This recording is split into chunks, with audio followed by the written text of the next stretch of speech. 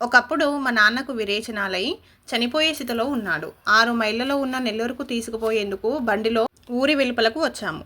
మా నాన్న ఆస్పత్రికి వెళ్లేందుకు అంగీకరించక నా మీద ఏ మాత్రము ప్రేమ ఉన్నా నీవు శ్రీ స్వామివారి దగ్గరకు వెళ్ళి చీటీ వ్రాయించుకురా, నేను చచ్చినా బ్రతికినా ఆయనే నాకు దిక్కు అని మొండికేసి ఇంటికి వచ్చేశారు.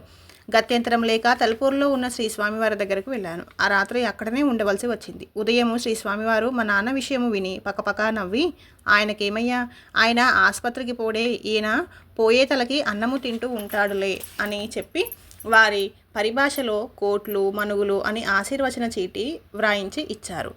నేను ఇల్లు చేరేసరికి మా నాన్న చనిపోయి ఉంటాడని అనుకున్నాను. కానీ నిజంగా మా నాన్న శ్రీ స్వామివారు చెప్పినట్లే అన్నం తింటున్నాడు.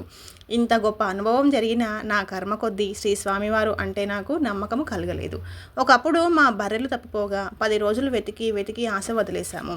మా నాన్న శ్రీ స్వామివారికి చెబితే, అయ్యా వాళ్లకు కాళ్ళ తిప్పట కర్మ ఉండి తిరిగారు, 4వ మైలులో బర్రెలను కట్టేసి మేపుతున్నారు, 2 రూపాయలు ఇస్తే తోలి పెడతారు అని సెలవిచ్చారు.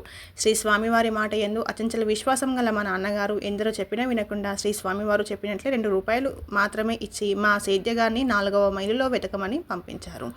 మా బర్రెలు సురక్షితంగా ఉండడమే గాక శ్రీ స్వామివారు చెప్పినట్లు 2 రూపాయలు మాత్రమే తీసుకుని వారు బర్రెలను వదిలిపెట్టారు. సంగటి తినని మా నాన్నకు మాత్రం ప్రత్యేకంగా వరి అన్నము తెప్పించి పెట్టేవారు శ్రీ స్వామివారు.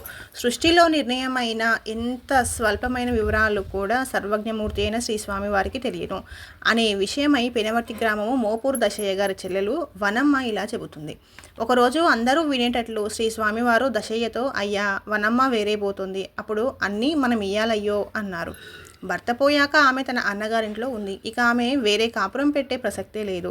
శ్రీ స్వామివారు అలా ఎందుకన్నారో ఎవరికీ అర్థం కాలేదు. వారం రోజుల తర్వాత దశయ్యకు వనమ్మకు మనస్పర్ధలు వచ్చి వనమ్మ అలిగి వాళ్ళ ఇంట్లోనే వేరే చోట వంట చేసుకుని తింటుంది. పదార్థాలన్నీ దశయ్య గారివే. 4వ రోజు దశయ్య కుమారుడు వనమ్మ అలా వేరే వంట చేసుకుని తింటే తాను అన్నమే ముట్టను అని మా నాయన మాటలు మరచిపోయి యథాప్రకారం కలిసి ఉండాలి అని ప్రతిమాలాడడంతో ఆమె తిరిగి అందరితోటి కలిసి నివసించసాగింది. ఆ తర్వాత ఆమె శ్రీ స్వామివారి దర్శనార్థం రాగానే శ్రీ స్వామివారు, వనమ్మ వేరే పోవడం అయిపోయిందే, మళ్ళా మామూలేనే అని పకపకా నవ్వారు. శ్రీ స్వామివారు సర్వజ్ఞుడు అని అందరూ గుర్తించారు. ఈ లీల ద్వారా శ్రీ స్వామివారు మనకు మంచి బోధ చేస్తున్నారు.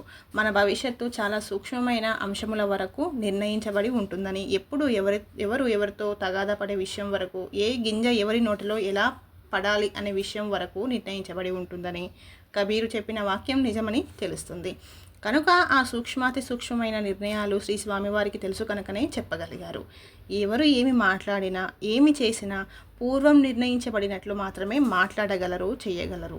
అంతకు మించి ఏ మార్పుగా కూడా ప్రవర్తించలేరు. ఒక్క సద్గురు సంకల్పంచే నడిపించబడువారు మాత్రమే గురుని సంకల్పానుసారం నడవగలరు. కనుక ఎవరు ఏమన్నా ఏమి ఇచ్చినా ఇవ్వకపోయినా, దూషించినా భూషించినా రాగద్వేష రహితులమై ఉదాసీన భావంతో శ్రీ స్వామివారు చెప్పినట్లు నోరు విప్పకుండా ఉంటే కర్మ ఫలితం క్షయించి సంసార చక్రం నుండి విముక్తులమవుతాము.